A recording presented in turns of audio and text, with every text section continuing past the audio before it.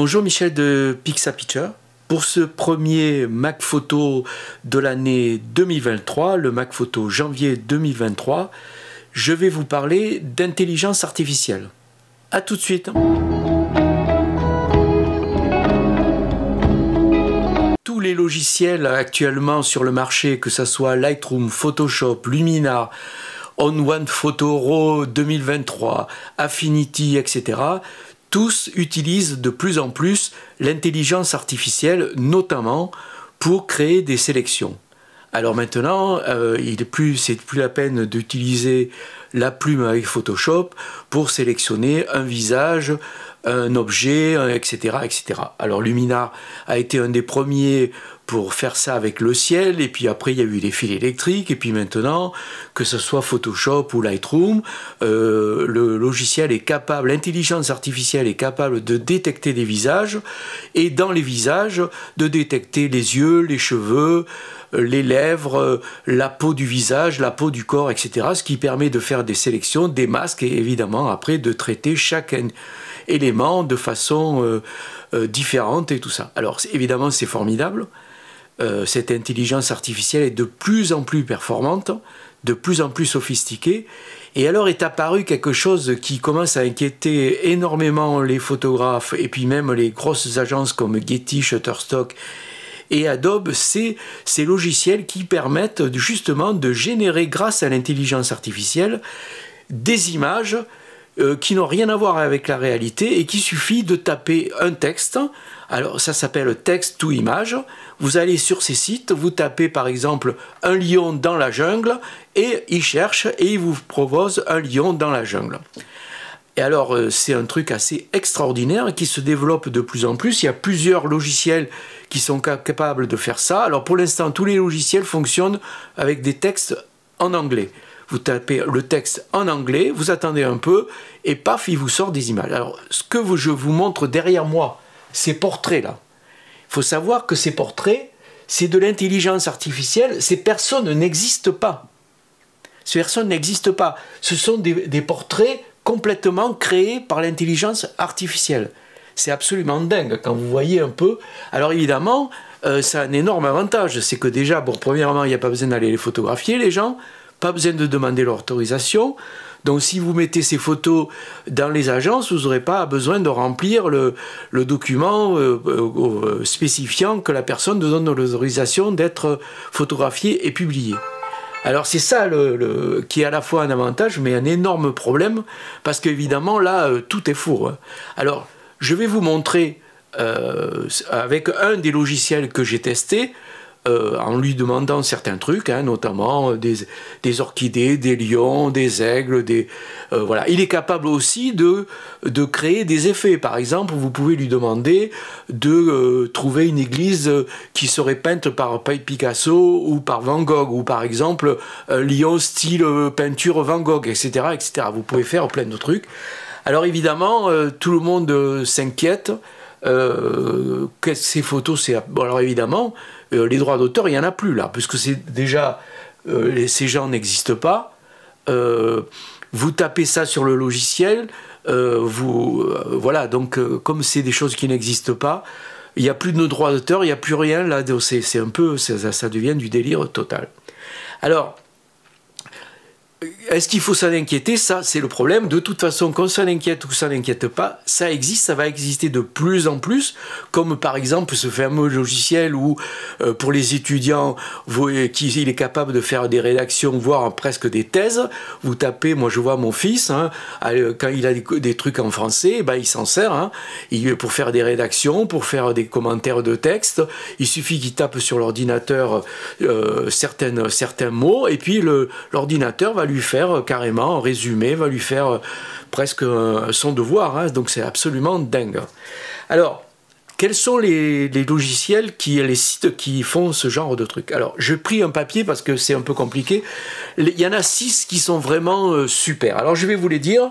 Le premier s'appelle Nightcave. C'est un générateur d'images abstraites, hein, donc voilà. Qui sont 100% gratuites, et alors avec un quota journalier, c'est-à-dire que vous pouvez faire ça, vous pouvez en faire 10 ou 15 par jour, enfin je ne sais pas exactement. Après vous avez Lexicat Art, qui est alors lui l'un des meilleurs générateurs d'images abstraites. Il est gratuit, je ne l'ai pas essayé. Photosonic, le générateur le plus pro avec une version gratuite jusqu'à 10 images. Alors après, évidemment, il faut payer. Générateur photo, le générateur de la photo réaliste de personnes. C'est sûrement avec celui-là qu'a été fait ces photos, si je peux dire, hein, ces photos. Dell E2. Alors c'est celui que j'ai testé, hein, vous allez voir, je vais vous montrer tout à l'heure en direct ce que j'ai fait, ce que j'arrivais à faire, hein, je l'ai fait rapidement, mais c'est quand même impressionnant, c'est un des meilleurs, on dit la référence en matière de génération d'images réalistes à partir de texte. Alors c'est vrai que moi j'ai tapé des trucs, comme par exemple un éléphant dans la jungle, et vous allez voir, vraiment c'est un éléphant dans la jungle, personne ne peut voir que ce n'est pas une photo. Voilà. Après il y en a un autre, Crayon ou Dell E, Mini, donc c'est un truc un peu plus petit pour faire 100% gratuit avec des trucs visuels, bon, qui est un peu moins, voilà. Alors, c'est quand même intéressant. Et alors, comment réagissent les maisons d'édition et tout ça? Ils sont un peu perdus. Alors, par exemple, même Getty fait très attention à essayer de repérer ces images qui seraient un peu inventées, créées, toutes pièces par l'intelligence artificielle. Je sais que Shutterstock va, je crois, même intégrer le logiciel DAL ou DEL, je ne sais pas comment on dit, dans ces trucs de recherche. Je ne sais pas comment ils vont faire. Il y a aussi Microsoft qui va intégrer justement ce site qui va permettre, quand vous écrivez un texte, si vous voulez illustrer avec des images, il vous suffira de taper le texte en disant lion dans la forêt, et paf, il vous mettra dans le texte Word une photo, enfin une photo entre guillemets, d'un lion dans la forêt. Voilà, donc ça c'est quand même assez incroyable. Alors comment tout ça va se tourner? Alors il faut dire aussi que c'est pas parfait hein, pour l'instant. Alors là, évidemment, ces photos-là, elles sont absolument parfaites. Mais bon, moi, j'ai essayé des trucs. Alors, c'est bizarre parce qu'il y a des choses très bizarres. Par exemple, les portraits. Quand vous essayez de générer des personnes, comme par exemple là, cette photo où on voit des vieilles personnes, là, très punk. Et alors, si on regarde bien, les doigts, il a fait avec 6 doigts. Alors, je sais que les bandes dessinées, les dessins animés, c'était toujours avec 4 doigts pour des raisons précises. Alors là, il semblerait que l'intelligence artificielle, quand il crée des personnages, eh ben, ils mettent 6 doigts. Alors moi, j'ai fait une photo, je vous la montre là, que j'ai fait moi-même, et il m'a généré évidemment une vieille personne avec un jeune mec là qui a des grandes oreilles. Et si vous regardez bien, j'ai mis une flèche là, vous verrez, et ben ce personnage, en plus d'avoir des grandes oreilles, il a 6 doigts. Bon. Alors il y a des trucs qui sont quand même un peu bizarres, là je vous montrerai tout à l'heure, il y a des yeux qui sont un peu bizarres, c'est bon, mais quand même, on n'en est qu'au début, donc je pense que ça va être quand même incroyable. Et par exemple la photo que j'ai sortie d'un éléphant, pourquoi alors se crever à aller au Kenya à payer des planques ou va aller au Serengeti pour essayer de faire des animaux sauvages alors qu'il suffit de taper guépard dans le Serengeti, ils vont vous sortir, vous restez chez vous dans votre bureau, ou les maquettistes et tout ça, et puis ils vont vous sortir un peu ces images sans besoin de les photographier. Un guépard, sans besoin de se déplacer, sans besoin de payer un tour opérateur, voilà, tout ça évidemment sans droit d'auteur, gratuit, tout devient gratuit. Donc c'est un peu la panique. Donc comment lutter contre ça? On ne peut pas. Je pense qu'on ne peut pas. C'est ce qui est intéressant quelque part, c'est de voir que ben, du coup maintenant plus ça va, plus la photo, et ben là les gens ils savent que ça n'a rien à voir avec la réalité. Alors là c'est vraiment rien à voir avec la réalité, puisque là c'est même pas du trafic d'images, puisque ces personnes là qui sont là, elles n'existent pas. Ce gamin n'existe pas, lui non plus. On ne sait pas qui c'est l'intelligence artificielle. Alors je suis sur Dell là. Donc je commence à taper, je fais un essai, je fais Old Man with Young Lady. Il faut toujours taper les trucs en anglais. Voilà ce qu'il me sort, il cherche. Voilà, il cherche. C'est assez rapide, mais bon. Et voilà, il m'a sorti 4 photos. Alors bon, il y a des trucs un peu, la seconde est un peu bizarre, bon, mais voilà. On voit bien, c'est bien des vieux hommes avec des jeunes femmes. Alors, je vais faire le contraire. Maintenant, je vais faire une vieille dame avec un jeune homme. Et voilà ce qui me sort. Alors, vous voyez, la première, l'œil là du jeune homme, il est un peu spécial, mais bon. Mais voilà, il faut savoir que ces gens n'existent pas. Ce sont des gens qui n'existent pas. C'est des photos qui n'existent pas. Alors, on continue. Je vais taper, par exemple, un lion qui est en train de manger un singe. Tout ça en anglais. Il cherche. Voilà. Qu'est-ce qu'il va me trouver? Et il trouve 4 photos. Alors, on voit bien un lion en train de manger. Alors, est-ce que c'est un singe? On ne sait pas. Mais en tout cas, bon, il faut savoir, hein, je le répète, ce lion n'existe pas. Comme la proie, d'ailleurs, dans la réalité. C'est l'intelligence artificielle qui l'a trouvé. Alors maintenant, on va faire un autre système, on va lui demander des images qui ressembleraient à des peintures. Alors par exemple, de Picasso. Je lui ai demandé une église avec Picasso. Bon, c'est pas top, hein. On ne peut pas dire que là, c'est formidable. Donc maintenant, ce que je vais faire, je vais changer, je vais faire une église, mais style Van Gogh, pour voir ce qu'il fait. Est-ce que ça serait mieux, là? Voilà, il cherche. Voilà. Bon, la troisième, la quatrième, là, c'est pas mal. Bon, la première, bon, je sais pas pourquoi c'est Van Gogh, mais fait, pourquoi pas? Donc, vous voyez, il peut faire des trucs un peu comme ça, abstraits. Alors, je continue, et on va faire un petit truc sur la nature, et par exemple, on va faire un chien en train de sauter, pour voir qu'est-ce que ça fait. S'il me trouve des chiens, oui, il en trouve. Alors, les cadrages, là, c'est pas vraiment top, mais c'est bien des chiens, hein, des chiens inventés par l'intelligence artificielle. On va continuer, toujours dans tout ce qui est nature, et on va faire un éléphant, par exemple, dans la jungle. Est-ce qu'il va me faire un éléphant dans la jungle? Alors, il cherche. Voilà. Il faut quand même un certain temps. Et voilà, il me sort 4 photos. Et alors là, vraiment, c'est extraordinaire. Personne ne peut savoir que ce n'est pas des vrais éléphants, que c'est des éléphants qui sont... Voilà. C'est absolument dingue. Alors par exemple maintenant on va faire pareil avec des orchidées pour voir qu'est-ce qu'ils trouvent, s'ils ne se trompent pas au niveau des fleurs. Alors là par exemple, voilà, l'orchidée dans la forêt tropicale, il cherche, et qu'est-ce qu'il va me trouver? Voilà, et il trouve bien des orchidées, et les fleurs qu'il a trouvées par l'intelligence artificielle, c'est bien des orchidées, on voit bien les labels et tout ça, c'est assez dingue. Il faut savoir que ces fleurs n'existent pas, je le répète. Je vais vous montrer un peu quelques photos que j'ai trouvées, que j'ai fait comme ça avec ce logiciel Dale ou Dal, je ne sais pas comment on dit, et les photos qu'il a créées avec l'intelligence artificielle simplement en tapant des mots en anglais. Donc je vous montre quelques photos là, vous allez voir un peu ce que ça donne, c'est quand même assez impressionnant, surtout que j'ai fait ça vite fait bien fait, hein, plutôt vite fait mal fait. Voilà, c'est quand même assez incroyable tout ce qu'on peut faire. Alors c'est vrai que maintenant, évidemment, quand vous avez des logiciels comme Photoshop, Lightroom et tout ça, ils se servent de ça pour essayer de faciliter le travail des photographes. Mais bon, faciliter, c'est aussi modifier, comme par exemple, vous voyez, quand vous, avec par exemple Lightroom, Photoshop ou Luminar ou tout ça, vous avez des visages, vous pouvez agrandir les yeux, modifier les lèvres, faire sourire un personnage, lui donner un air agressif et tout ça avec Photoshop et Lightroom.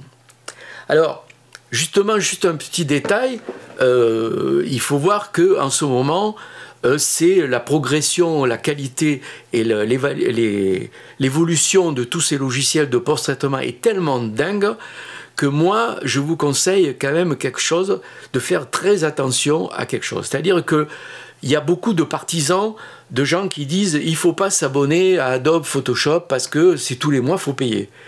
Il vaut mieux acheter des logiciels complets, pérennes, avec une licence pérenne. Mais ça, pérenne, ça ne veut rien dire. Parce que de toute façon, il y a une telle évolution que de toute façon, tous ces logiciels, alors que ça, en ce moment, que ce soit Luminar, que ce soit On1 Photo Raw, que ce soit Affinity, ils sortent des nouvelles versions payantes. Donc, ce n'est pas les mises à jour, c'est des nouvelles versions payantes. Donc, vous allez vous retrouver sur votre ordinateur avec l'ancienne version et la nouvelle. Évidemment, chaque fois que sort un boîtier, il y a des fichiers RAW différents. Donc si vous ne mettez pas à jour, que vous n'achetez pas la nouvelle version, ben, vous ne pourrez plus utiliser, ça ne marchera plus les fichiers RAW parce que votre logiciel ne sera plus à jour. Donc vous vous retrouvez sur votre ordinateur avec Luminar, Luminar Neo. Alors maintenant Luminar Neo, ils sortent des thèmes, des systèmes pour, par exemple, pour enlever le bruit, pour augmenter la netteté, etc. Alors c'est des modules, mais chaque module est payant. Et si vous achetez tous les modules, vous vous retrouvez avec des sommes Luminar, par exemple, s'ils dépassent les 100 €. Ce qui correspond si vous voulez, au loyer annuel d'Adobe Photoshop. Alors moi, je trouve que l'option Adobe Photoshop, pour 12 €, vous avez Photoshop Lightroom, Camera Raw, toujours à jour. Et ce qu'il y a, c'est que vous avez toujours le même logiciel qui se met à jour régulièrement. Et là, par exemple, aujourd'hui, il y a eu une mise à jour de Camera Raw pour de nouveaux boîtiers. Et donc, ça fait que moi, mon logiciel, il est toujours à jour. C'est toujours le même. Il y a juste je clique toujours sur le même logiciel qui se met à jour régulièrement. Et tout ça ça fait des années que les prix n'ont pas augmenté puisque c'est 12 € pour avoir un peu tout ce logiciel. Donc, méfiez-vous des logiciels qui sont soi-disant sans abonnement, parce que les licences, évidemment, avec la rapidité de l'évolution, tout ça change chaque année, ils créent de nouveaux trucs, il faut chaque fois repayer, et puis en plus, il faut savoir que si vous gardez les anciennes versions, vous ne pourrez plus travailler avec les nouveaux boîtiers, boîtiers qui vont sortir si vous travaillez en fichier RAW. Autre chose, mon ami Guy Lavoie, là, qui a sa chaîne YouTube, a fait un essai sur les fichiers RAW avec tous ces logiciels, et il s'avère qu'à part Adobe, qui a une puissance évidemment de feu énorme par rapport aux constructeurs de Canon, Nikon et compagnie, les fichiers RAW qu'ils proposent fonctionnent très bien, alors que ce soit Luminar, que ce soit Affinity et tout ça, des fois, avec certains boîtiers, certains fichiers RAW issus de certains boîtiers, ça fonctionne pas vraiment très bien. Il y a des trucs qui apparaissent en noir et blanc, qui apparaissent pas. Enfin, allez voir ce qu'il a fait sur justement ces fichiers RAW ouverts par Affinity, On One Photo RAW et Luminar, et vous verrez que des fois, il y a quand même quelques soucis.